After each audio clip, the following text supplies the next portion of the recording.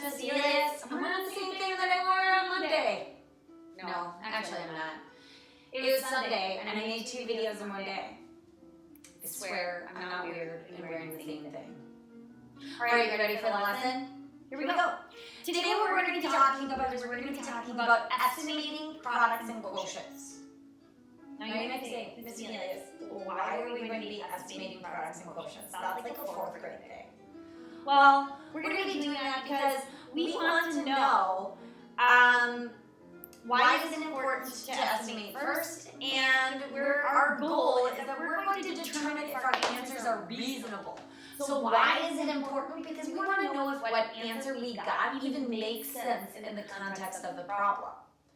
If it doesn't make sense, then that's a first clue that I need to start over and do something again.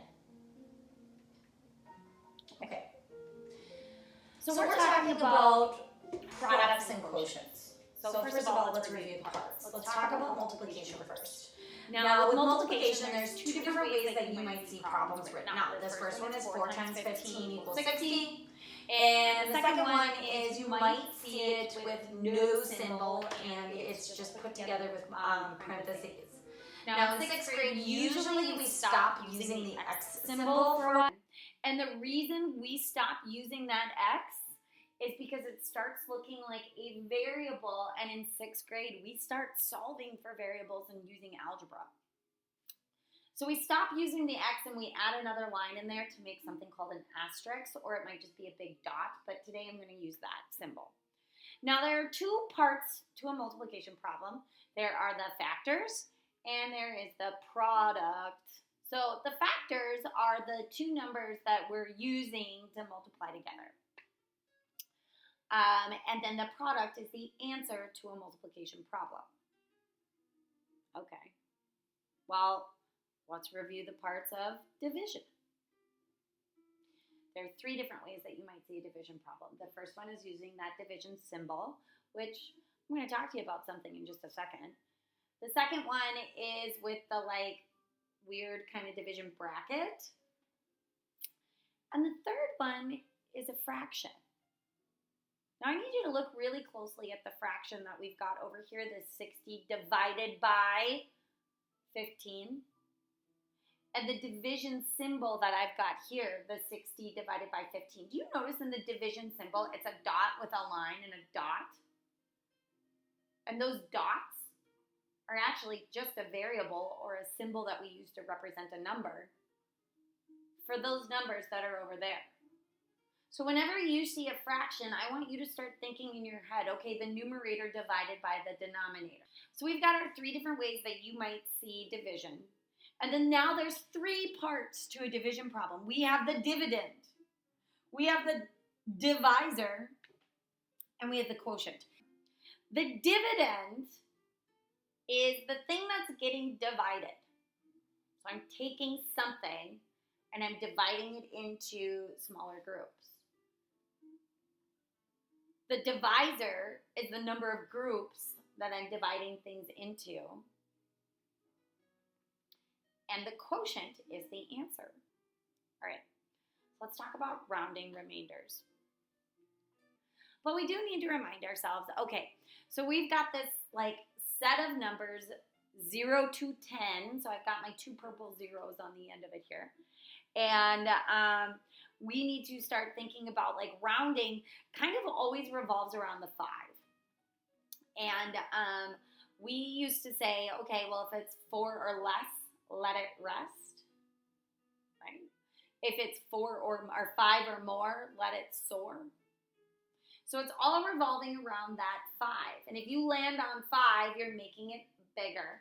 If you land on 4, you're making it smaller. So, and we're going to talk about that. But the key thing is that you want to look at your number that you're, if I'm rounding this number, I'm going to look at this number and then decide, okay, this is a 6. Okay, I'm rounding this number up. Okay, this is a 3. I'm rounding this number down or keeping it the same. Oops, sorry, 5 or more, let it soar. Okay, so let's do some problems together. Let's start with estimating our product. So I have a couple of problems here that we're going to do together. And the first one is 7 and 65 hundredths times 32 and 2 tenths. Or I could say 26 and 43 hundredths times 4 sevens. So we need to estimate these to make sure that we're getting approximations that help us know that if our answer is reasonable or not. So I'm going to start with this 7 and 65 hundredths. And I want to make this an easy number for me to multiply with. So I want to get it to a whole number. So I'm going to start with this 6. I want to get rid of this 0.65 or the 65 hundredths. And I'm going to start with this 6 and I'm going to ask myself, okay, rounding mountain. 6 is bigger than 5, so I'm going to let it soar. So I'm going to round that 7.65 right on up to 8. All right, let's look at our other product. Our other factor. So I have 32.2. Now this time I'm looking at this 2 because I wanted a nice whole number. So I'm going to round this down to 32 or to 30. Now I have 8 times 30. Now 8 times 30, I need to multiply that, and I'm just going to ask or remind myself, okay, well 8 times 3 is 24. If 8 times 3 is 24, 8 times 30 is 240. Let's go do number 2. With number 2, I have 26.43. Oh, whoops. Sorry. I'm going to look at this 26.43. Now remember, if I was looking at it as money, I want to give you the closest dollar value. So the closest dollar value to 26.43 is going to be 30. Could I do 26? Sure. But I'm going to go to 30 because it's a nice even number that I can multiply by with quickly. Let's go look at our other one. We have 4.7. Well, I'm going to round that up, $4.70. I'm going to round that up to the nearest dollar, and I'm going to give myself $5. So now I just have 30 times 5, and I'm going to do the same process that I did with the last one. Well, 3 times 5 is 15. So if 3 times 5 is 15, 30 times 5 is 150. Okay. Should we do some more? Let's do some quotients. Let's estimate our quotient. So this time we have 14 and 9 tenths divided by 2 and 8 tenths. And we have 25 and 3 tenths divided by 4 and 9 tenths. So let's go ahead and start estimating right away. Let's round this 14.9 up to a nice easy number. And let's go ahead and just round that up because 9 is greater than 5 to 15. Look at our second number. I have 2.8, so I'm going to round it up because the 8 is bigger than 5. I'm going to round it up to 3. I don't know what happened to my other arrow on both of these. Anyway, we have that 15 divided by 3. 15 divided by 3 is 5. All right, let's look at the other side. This time I have 25.3. I'm going to look at that 0.3, and I'm going to round it down and just keep it 25, maybe. There it goes. We're going to keep it 25. And it is going to be divided by this 4.9 or 4 and 9 tenths, and 9 tenths is super close to 1, so we're just going to round it up because 9 is bigger than 5. We're going to round it up to 5. Now I have 25 divided by 5. I don't know why I have that.